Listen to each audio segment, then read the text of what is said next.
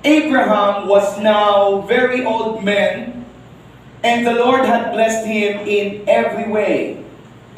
One day, Abraham said to his oldest servant, okay, merong oldest servant, walang pangalan, walang identity, pero may binanggit lang dito, may oldest servant, the man in charge of his household, take an oath by putting your hand under my thigh. Gaya ng binanggit ko po kanina, may mga taong napapangalanan. Meron ding hindi napapangalanan, pero meron kang matututunan. And they will be called the unnamed servant.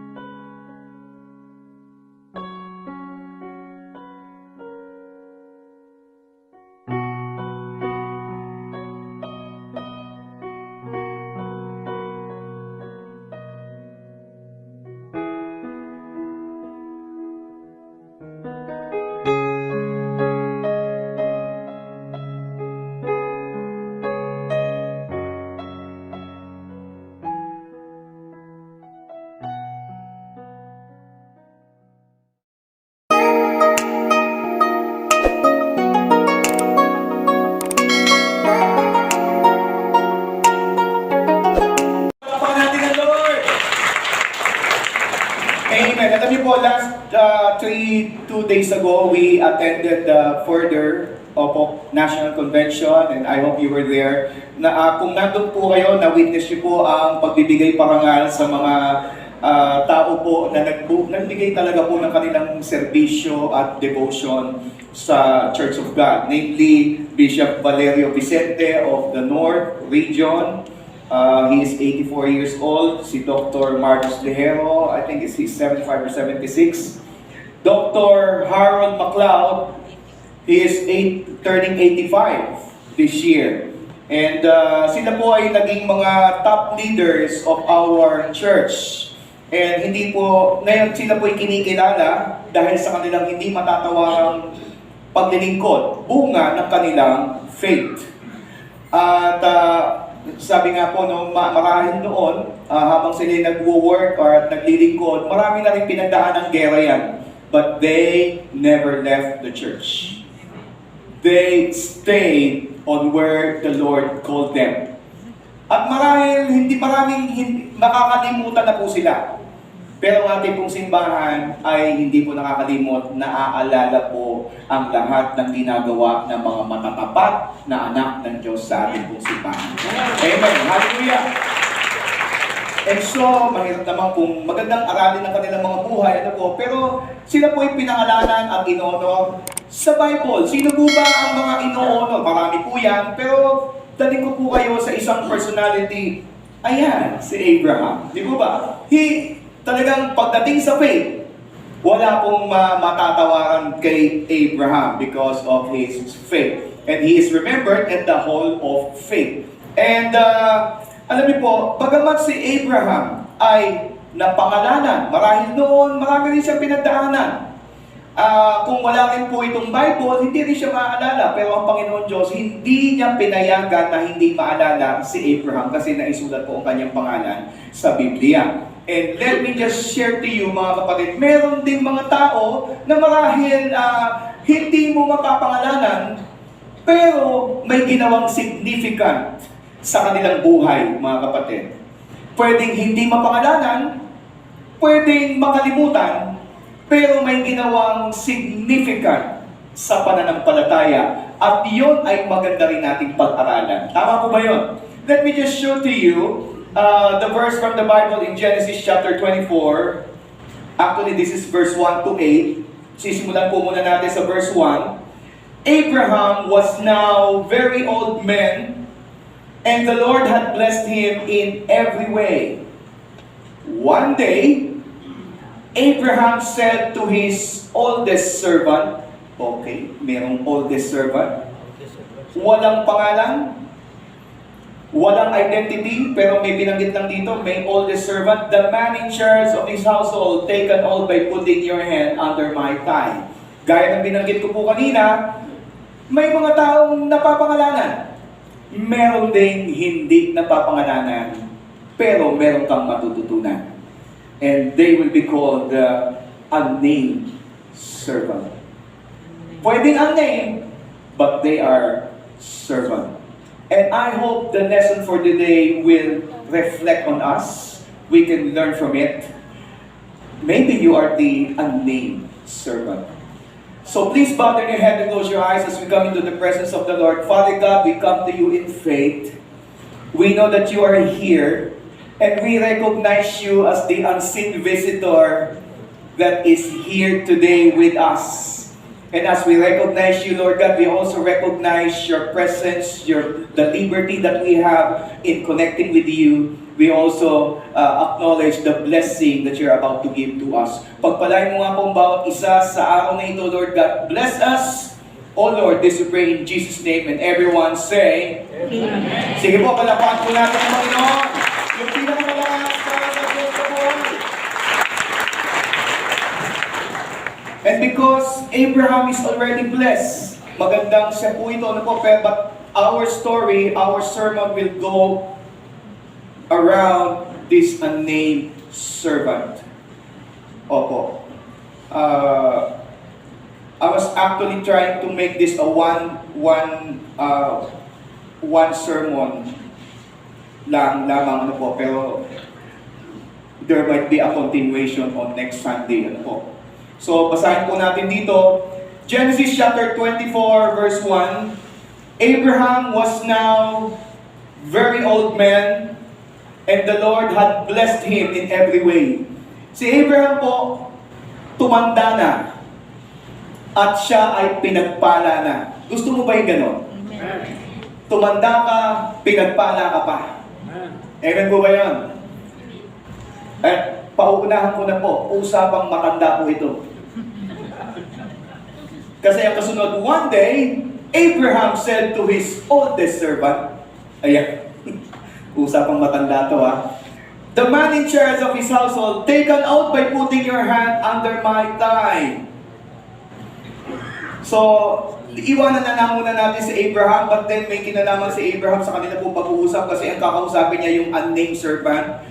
And then, let me move on in verse 3. Swear by the Lord, sabi niya doon sa servant, swear by the Lord, the God of heaven and earth, that you will not allow my son to marry one of these local Canaanite women. Kasi sila po ay nakatira doon sa Canaan. At sabi ni Abraham, siguraduhin mo, ang anak ko ay hindi mapapangasawa ang mga taga rito sa Canaan. Go instead to my homeland, to my relatives, and find a wife there for my son. So, usapang hanapan pala ng mapapangasawa po ito. So, ready kayo mga single, ha? Okay po. The servant asked, but what if I can't find a young woman who is willing to travel so far from home? Should I then take Isaac there to live among the relatives in the land you came from? No, Abraham responded. Be careful never to take my son there. Parang sinabi, no. Sabi ganon. No. Okay po, tuloy po tayo. For the Lord, the God of heaven, who took me from my father's house and my native land, solemnly promised to give this land to my descendants. He will send his angel ahead of you, and he will see to it that you find a wife there for my son. Wow. Ano po ang kasunod nito? If she is willing to come back with you, then you are free from this oath of mine. But under no circumstance are you to take my son there. Ito po yung kabuuan. Ano po, mamaya susundan pa po natin. So puntahan po muna natin, ano ba ang istorya nito? Bakit po natin ito pinag-aaralan? Because we are now reading a story that will unfold the future of Israel. Abraham will have a son by the name of Isaac. At sino po ang kanyang mapapangasawa? Dito po sa istoryang ito, ang palayaw niya ay Becky. Si Rebecca. Opo. Baka ang title ng susunod kong sermon, The Story of Becky. So, okay, next. Si Isaac ay magkakaroon ng twins. Si Esau at si Jacob. Tama po ba? Si Esau at si Jacob, twins. And bakit ko po sinasabing napaka-importante po nito? Because there's going to be a transition because Abraham will be passing on the baton to Isaac, and Isaac will have their children, Esau and Jacob. At sino po itong si Esau and Jacob? They will be the ancestors of two nations. Esau will be the ancestor of the Edomites. Jacob will be the ancestor of the Israelites. And now I know why God blessed Abraham. Bakit binless ng Diyos si Abraham? Because he will be the father of many nations. Ito pa lang, simula na yan. Tama po ba yun? He will be the father of many nations. So, let us talk about the secret of Abraham. Ano kaya ang sikreto ni Abraham? Paano siya naging successful sa kanyang pong buhay? Gusto niyo po ba yun? Amen. Kasi binless siya ng Lord. Siyempre may sikreto yan. Anong sikreto po ni Abraham? Abraham's secret of success, number one, please take note, his firmness of faith. Firmness of faith. Isang bagay yung meron kang faith, isa ring bagay yung firm kasi yung faith. Amen po ba yun? Firm. Pag sinabing firm, hindi matitinag. Tama po ba yun? Hindi mawawasak. Tama? May tibay na maaasahan. Tama ba yan? Tumatagal, pangmatagalan.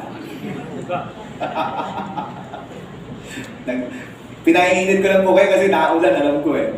Okay, so pansinin po natin ito mga kapatid. How firm is he? Paano maging firm sa faith? Paano po ba yun? Ito ituturo sa atin ni Abraham. Sa tanong po kasi, what if I can find a young woman who is willing to travel so far from home? Should I then take Isaac there to live among your relatives in the land you came from? Sabi niya, no. No, Abraham responded. Be careful never to take my son there. Nagtatanong lang yung servant. Pwede po ba, bossing? Di ba? Pwede po ba, bossing? Paano pag hindi ko nakita yung babae? Parang nagpapalusot pa ng konti. Tama ba? Paano pag nahirapan ako? Layo-layo nun yung bahay mo nga. Hindi mo nga pinupuntahan eh. Hindi mo nga pinupuntahan. Ako, papupuntahin mo ako doon. Tapos pagpunta ko doon, hindi sino, wala pa kilala doon. Pwede po ba? Pag wala akong nakita, si Isaac na lang papuntahin ko doon. Sabi, hindi. Nasusundan po ba natin? Hindi. Ganun ka-firm si Abraham. Bakit siya firm? Ito po yun, ano po? Ito lang makikita natin. Sabi, no! Pero meron siyang pasunod na sinabi, be careful. Be careful. Kasi ipauuna nga sa atin, bakit ganito ako ka-firm? Sabi dito ni Abraham, for the Lord, the God of heaven, o yan na, sinasabi na niya, bakit ako ganito ka-firm? For the Lord, the God of heaven, who took me from my father's house and my native land. Ito po yan mga kapatid, kinikilala niya ang Diyos na siyang dahilan kung bakit siya nandun. Tama mo ba yun? Pala po natin ng Lord. Kinikilala niya si Lord eh. Ang Lord ang nagpapunta sa akin dito, tapos ay gusto mo pumunta naman yung anak ko dyan. At ang pangako ng Panginoon Diyos sa akin, dito lang ako. Di ba? Dito ko hihintayin ng pangako ng Diyos, bakit mo ba pupuntahin dyan? Bakit anak ko ba pupuntahin mo dyan? Tama po ba yun? Ganyan siya ka-firm, ganun niya pinangahawakan ang pangako ng Diyos. Tanong kapatid, paano mo pinangahawakan ang pangako ng Diyos? Pag sinabi ng Panginoon Diyos, ito lang ang asawa ko, wala nang palitan yan, paano mo pinangahawakan yun? Ito na naman ako. Di po ba? Pag sinabi ng Panginoon Diyos, dito ako magsisimba sa COG Gente, ito lang pamilya ko.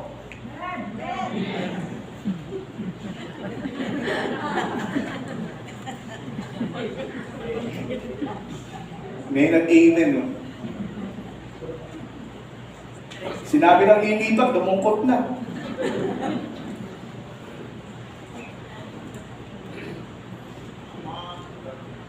Hirap naman kung may iiwan ka dito, mag-isa ka dito. Lilipat sa preso. Hindi mo ba? Ito pamilya ko, dito ko dinala ng Diyos, dito lang ako, kahit saan tumapunta, sasama ako. Tama ba yun?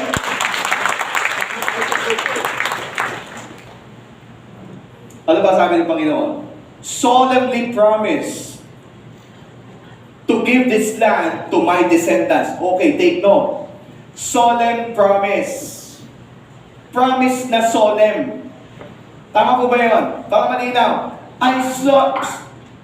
Pinangako ng Diyos, solemn ang pangako ang Diyos. Ang pangako niya, ibibigay niya ang lupain sa kanyang mga descendants. So bakit mo pa pupuntahin si Isaac doon? Paano pag nagustuhan niya doon? Tama po ba yun? Pag nagustuhan niya doon, dito nga alam niyo mga tatay, mga magulang, kinakailangan tayo maging example ng faith Tama mo ba yun? Kung saan tayo tinatawag ng Panginoon Diyos, dito tayo. Mahirap yung palipat-lipat. Tama po ba? Mahirap yung laging nakukonfuse po tayo. Sinabi lang, yung bang meron lang medyo parang nagtanong sa'yo, parang nakukonfuse ka, or medyo may naramdaman ka lang konti, sasabihin mo na, parang tama ka nga.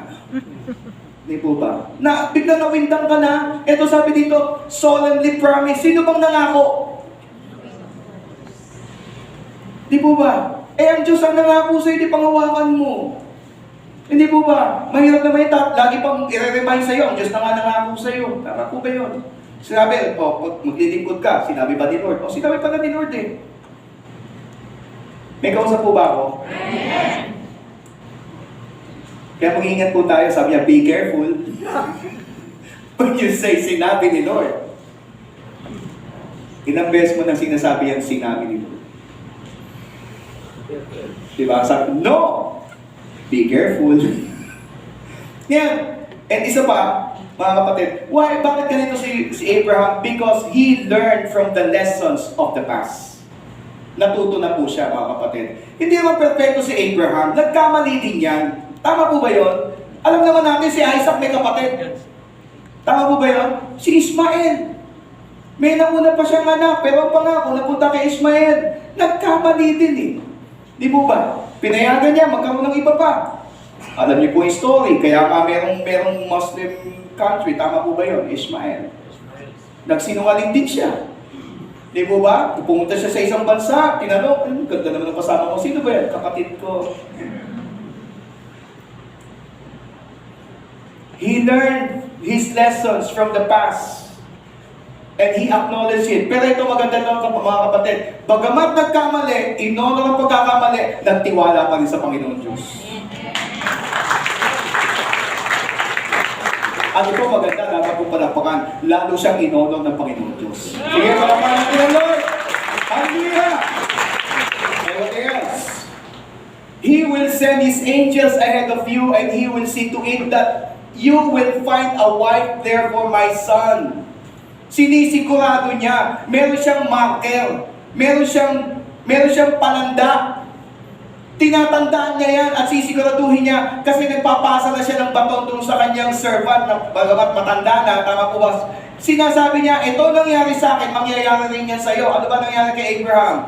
Nung kanyang iaalay na si Isaac, tama po ba? Iaalay na po niya si Isaac. Sabi kasi ng Panginoon, iaalay mo yung anak mo. Di mo ba? Alay mo yung anak mo. Siguro, for 3 days, naglalakad po siya sa bundok. Dala-dala po niya yung mga, dala-dala ni Isaac yung mga panggatong, pero walang iaalay. Pero hindi alam ni Isaac na siya iaalay. Tama po ba yun? So, nag-iisip si Abraham. Sabi, Lord, paano kaya ito? Tutuloy ko ba o hindi? Hindi ko alam po anong nararamdaman niya, pero naranasan niya ang katapatan ng Diyos. Amen po ba yun? Nung point na papatayin na niya yung kanyang anak, nung sabi, Abraham, tigil mo na yan. Tinandaan niya yun. Tinandaan niya yun. Na sa kanyang pagsunod, hindi siya iniwan, hindi siya pinabayaan ng ating Panginoon Diyos. Amen? Tinandaan niya yun, natatandaan ko to Alam ko na to ikaw naman, sinasabi mo ganyan, babalikan mo ako, sinasabi niya doon sa servant. May natatandaan na akong istorya ganyan, nangyari na yan. Kaya sabi niya, He will send His angels ahead of you. Sa totoo lang, si Abraham, ang naaalay ng kanyang anak, di po ba? Sinabi po sa Bible, may nagbabantay rin talaga sa kanya. May nagbabantay rin talaga sa kanya. It is the person of Jesus Christ. Ito rin sinasabi ni Abraham to sa servant, He will send His angels ahead of you, and He will see to it that you find a wife for my son. Sisiguraduhin niya po yun. So ito po ang mga diniscuss ko po sa inyo kanina. What made Abraham faith firm? Number one, he remembered and treasured the faithfulness. He learned the lessons from experience and he identified the markers. Kapatid, ano ang mga natatandaan mong pagpapala na ginawa sa iyo ng Diyos? Dati marahil takot na takot ka, nervous na nervous ka, baka hindi makakarating dito, hindi mo matatanggap, natanggap mo naman. Ngayon ka pa ba naman matatakot? Ngayon ka pa ba naman kakabahan? Kung noon pinagpala ng Diyos ang COG Gen 3, mas pagpapalain ng Panginoon Diyos ang COG 13 kasi sama-sama natin. Kung noon nagdala ng maraming kaluluwa sa COG Gen 3 na malayo ang pupuntahan, doon mga kapatid, dadaanan na siya ng mga tao at sisiguraduhin ng Panginoon Diyos magiging born again ang 13 martires. Kung baka sa Diyos siya, maninayan mga kapatid.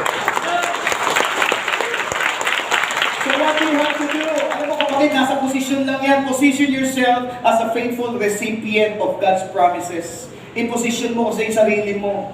Hindi pwedeng konting takot lang, alis ka na. Konting kaba lang, konting mali lang, di po ba? Ginugulo mo na.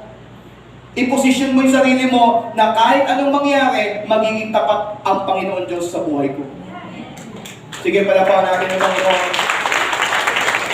So, pinaliwanag din ni Abraham yon. So, ang ginawa po nung servant, so the servant took an oath by putting his hand under the thigh of his master, Abraham. He swore to follow Abraham's instructions.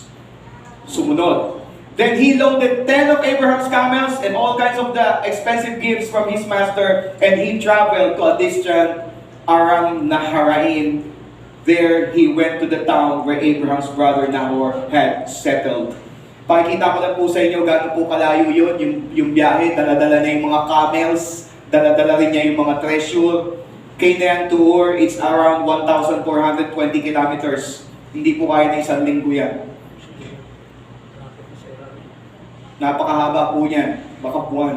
Hindi ko lang po nakwenta ano po, pero mahaba po yan. Shortcut na nga po yan. Di po ba?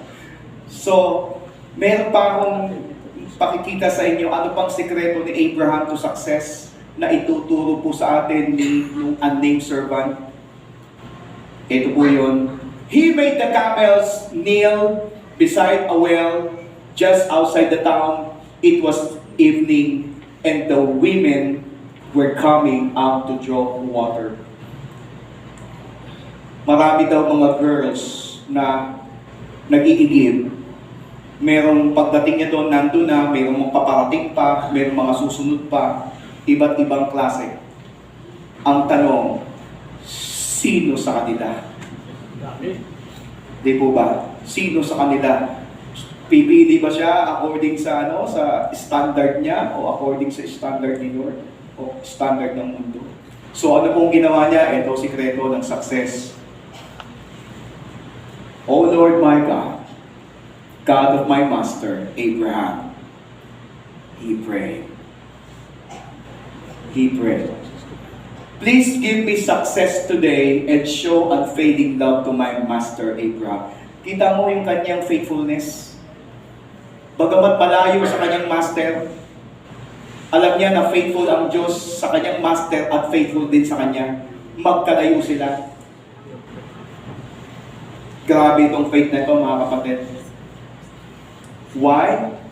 Because he can connect to God in prayer. See, I am standing here beside the spring and the young women of the town are coming out to draw water. Abraham's secret of success is his prayer life. His prayer life.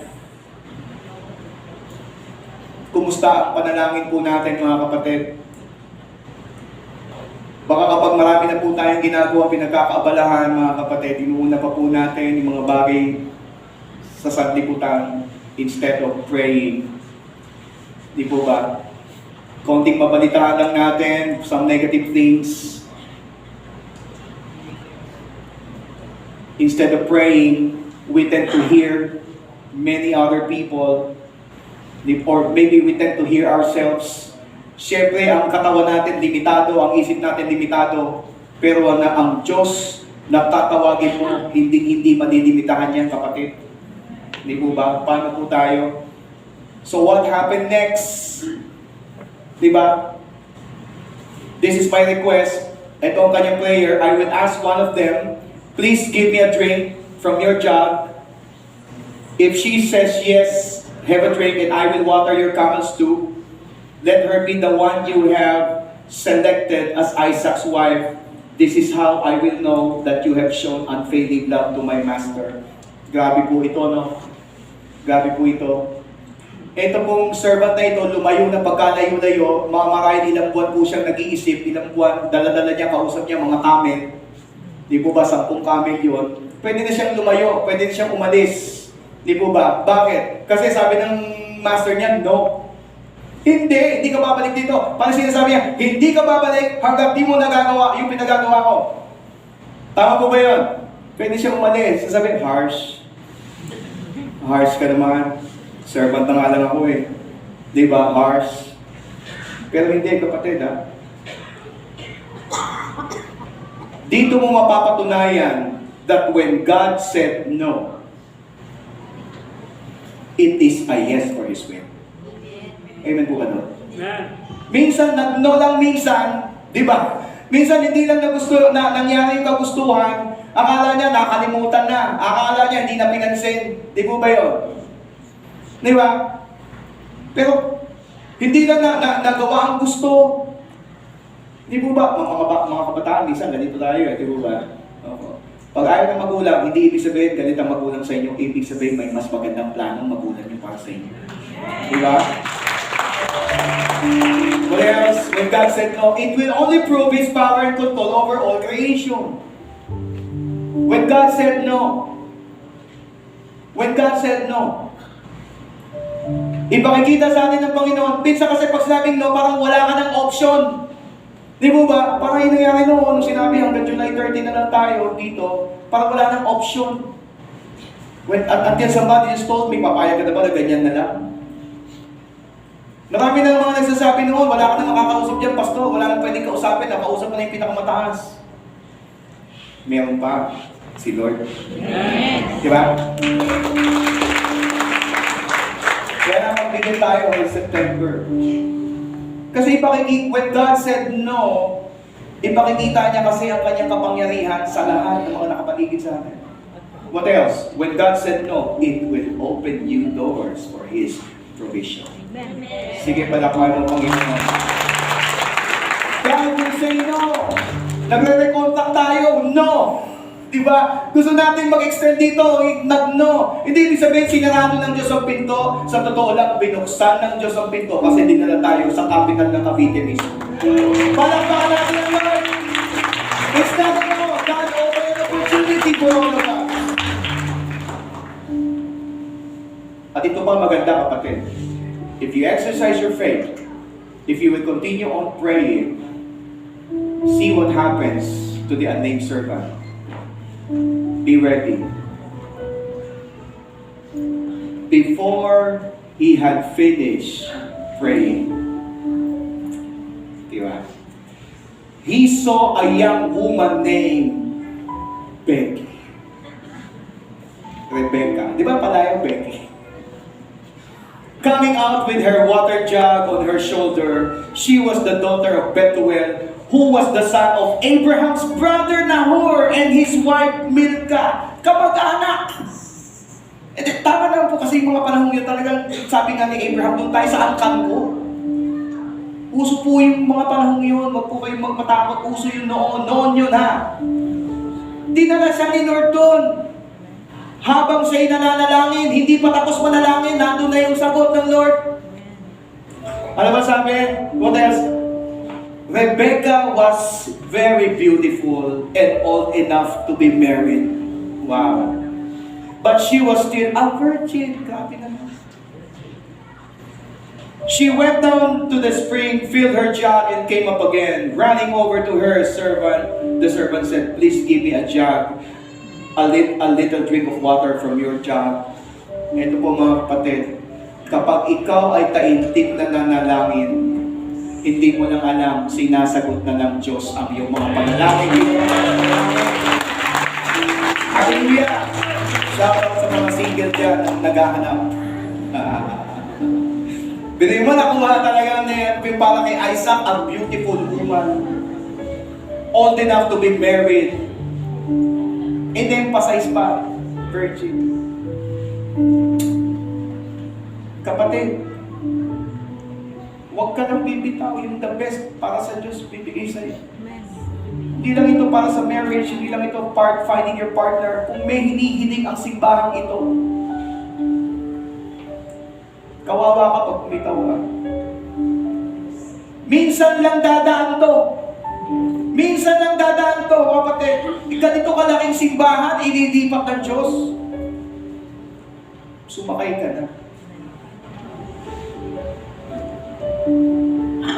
Hindi mo alam kung anong nakalaan para sa iyo. Wow. Ano pa sabi? Itong bonus pa. Ito kasi yung standard niya. Ito yung sinabi niya. Kailangan mangyari ito. Yes, my Lord, she answered. Have a drink. And she quickly lowered her jug from her shoulder and gave him a drink. When she had given him a drink, she said, I'll draw water for your camels too, until they have had enough to drink. Alam niyo ba kung ilan yung dala niyang camel? Next week, yan ay ituturo ko. 10 camel. 1, little 2, little 3, little 4 camel. Alam niyo po ba ang camel paano uminom? Pupunuin niya yung kanyang tangke, yung kanyang bahay tubig. Inigib yun ni Rebecca para sa kanyang mga camel. Hindi lamang napakaganda, maganda pa rin ang puso. Yan ang didiscuss natin sa susunod. What's my point, mga kapatid? Maghintay ka na, magtiwala ka sa Diyos. Mga kapatid, kung nakikita mo dito, maganda na ang buhay mo, maganda na tayo dito, wala ka pa sa exciting part, kapatid. So let me move on. Ba't po natin dinidiscuss muna itong unnamed man? Why? I want us to reflect. Maybe you are the unnamed, or maybe you're not. If you're not, maganda makita mo to, kapatid. Sino ba yung unnamed? Pakikilala ko po sa inyo. Wala talaga siyang pangalan, pero sa characteristics, magkakaintindihan tayo. Abraham was now a very old man, and the Lord had blessed him in every way. One day, Abraham said to his oldest servant, the man in charge of his house. Sino daw siya? The oldest in charge. Take oath by putting your hand under my thigh. He is the oldest. Pinakamatanda. Masarap tumanda na sumusunod sa Diyos. Masarap tumanda na marunong mag-submit. Masarap tumanda. Mahirap yung tumanda na walang pinagkatandaan.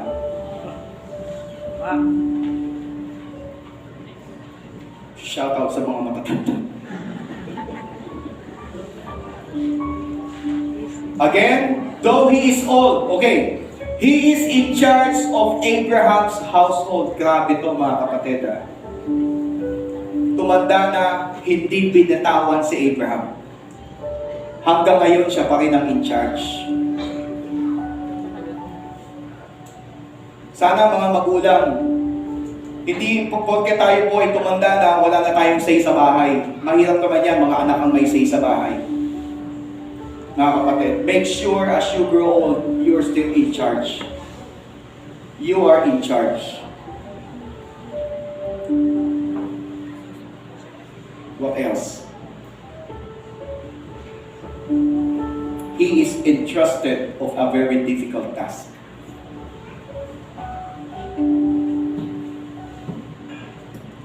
Yes, we are growing old. Pero sana, kapatid, nandyan pa rin ang tiwala habang tumatanda ka. You can receive a direct pass. Ito yung trust. If you can receive a direct pass, sa susunod tuturo ko ito, you can also receive a blind pass. Pagtitiwalaan kita. Why? Because the next pass is even harder. It's a long pass. Pag hindi mo kaya ang blind pass, hindi mo kakayanin ang long pass. And it's going to be a long way today.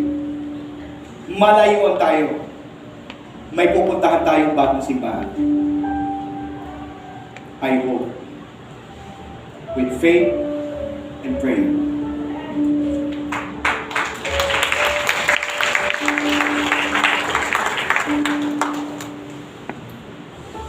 Hindi mo gagalaw ang simbahan with just little servants. Tinawag tayo para maglingkod. Tinawag tayo para pagkatiwalaan habang naglilingkod. This is a great opportunity to gain trust, to earn the trust. At gusto ko sabihin sa inyo ang maganda, ang Diyos nagtitiwala sa ating lahat. So please bow your head and close your eyes. Let's reflect on the lesson today. Itong unnamed servant, he has gained the trust of Abraham. Kapatid, sa binibigay sa iyo ng Diyos, paano mo ipinagkakatiwala sa Diyos ang buhay mo? Baka binibigyan ka ng Panginoon Diyos, nandiyan ka pa rin sa kasalanan. Binibigyan ka ng Diyos, ayaw mo pa rin sumunod sa Panginoon Diyos. Pinoprovide ka ng blessing ng Panginoon, pero hindi mo siya tinitingnan na reminder, umayos ka na. I hope today, you will start to build your faith. Why? It's going to be a long journey ahead. Mahirap kapag magta-transition ka sa buhay mo. Just like this church, magta-transition tayo, may dala-dala ka pang kabigatan sa buhay mo. So let your faith arise. As the praise and worship sing this song, be alone with the Lord, and may the song minister to you.